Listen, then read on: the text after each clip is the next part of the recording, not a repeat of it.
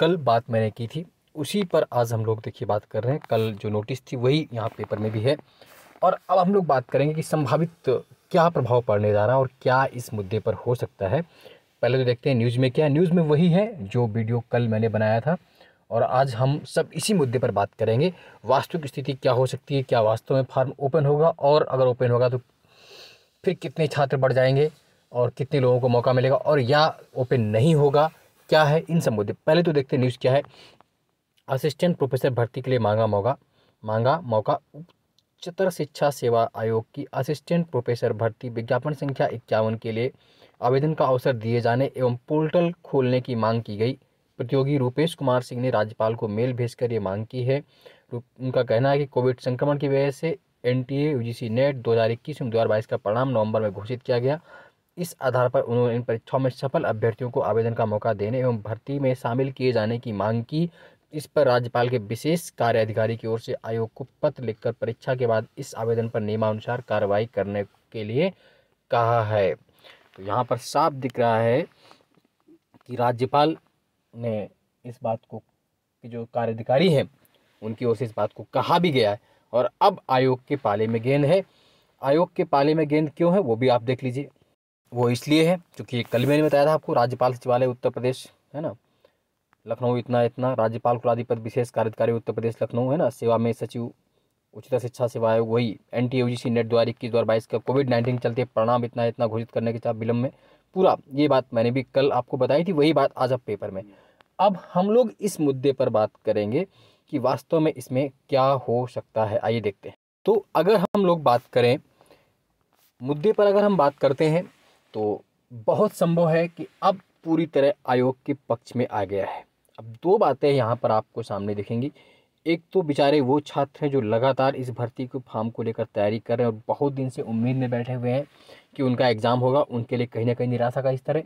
एक वो छात्र हैं जो नए पास आउट हुए हैं, जिन्होंने कि 2021 और 22 में नेट किया है, उनके लिए एक आशा की कारण दिखती जा रही। तो अब इसमें होना तो क्या चाहिए, होना तो ये चाहिए कि कम से कम इन दोनों को देखते हुए आयोग को जो अन्य पद हैं उन पदों को इसमें बढ़ा देना चाहिए। अगर आप फॉर्म रीओपन करवाने जा रहे हैं तो फिर आपको पोस्टों की संख्या बढ़ा देनी चाहिए और अगर पद बढ़ जाएंगे तब फिर कुछ बेहतर हो सकता है, क्योंकि पद और भी खाली हैं। जो एडीबीटी 51 एडवर्टीजमेंट 51 में आने वाले, 52 में आने वाले हैं, विज्ञापन संख्या 52 में, उनको बढ़ा देना चाहिए। और यहाँ ये भी नहीं कहा जा सकता है कि जो बेचारे जिन छात्रों ने पास किया उनको मौका मिलना चाहिए, जाहिर सी बात है, लेकिन उन पर भी मानसिक स्थिति किस तरह की है जो लगातार 1 साल से तैयारी कर रहे हैं। तो तैयारी को आप ढील मत दें, एग्ज़ाम होगा और जल्द ही आयोग इस हफ्ते में इसके संबंध में कोई नोटिस जारी कर देगा, जहाँ तक जानकारी मिल रही है। तो वो चीज़ें भी आपकी क्लियर हो जाएंगी कि आयोग क्या करने जा रहा है ना, तो वो बात भी आपकी सही हो जाएगी। अब रही बात ये, अगर इनको बढ़ाना है तो कम से कम जो सीटें खाली हैं उनको बढ़ा देना चाहिए और आपको अब मेहनत फिर से जीएस पर बेहतरीन ढंग से करनी चाहिए ताकि आपके जीएस में लगभग 25+ मार्क्स आएँ। बहुत से लोग विश्वास करते हैं नहीं करते वो अलग बात है, लेकिन जब मेरा यूपीएचएससी में हुआ और जब मेरा इसमें जीडीसी में हुआ तो आप पर डिपेंड है। मेरे जीएस की वजह से मेरा स्कोर सबसे हाईएस्ट रहा था। 29 जीडीसी में मैंने क्वेश्चन 29 सही किए थे। तो आप भी जीएस पर अत्यधिक पकड़ बनाने की कोशिश करिए। और हमारे यहाँ जो टेस्ट सीरीज चलती है उस तरह की, 2000 में भारतीय हॉकी फेडरेशन का अध्यक्ष किसे चुना गया, आप जानते हैं, दिलीप टर्की। सिपरी ईयरबुक 2022 के अनुसार किस देश के पास सर्वाधिक परमाणु हथियार हैं, रशिया के पास। गांधी मंडेला पुरस्कार 2022 दिया गया दलाई लामा 14वें को। लचित बोरफुकन किस राज्य से, असम से। भारत के उपयुक्त तटीय क्षेत्रों में किसमें प्रवाल भित्तियां हैं, ये सब देखिए। कब तक नेट जीरो का लक्ष्य हासिल करेगा भारत। हॉकी विश्व कप 2023 भारत में आयोजन कहाँ पर हो रहा है, होगा उड़ीसा। काला सागर वो देश कौन सा नहीं है।